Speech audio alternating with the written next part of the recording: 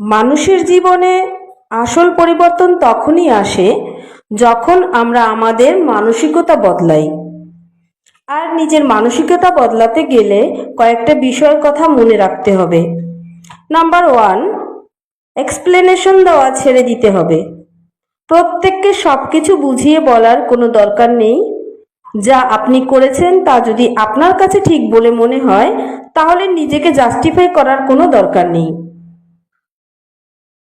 2, অন্যের কাছ থেকে আশা করা বন্ধ করুন।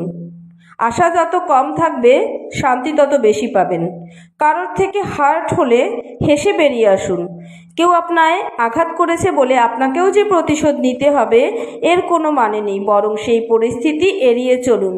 নিজেকে শান্ত রাখুন।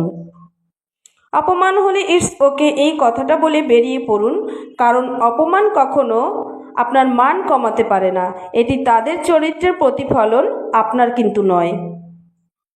নিজের জন্য বাঁচুন, অন্যের জন্য নয়।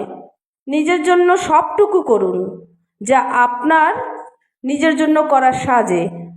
পরিস্থিতি যতই কঠিন হোক না কেন, এটা আপনাকে আরও শক্তিশালী করে তুলবে, যা আপনার জীবনের প্রতি নতুন দৃষ্টিভঙ্গি তৈরি করবে।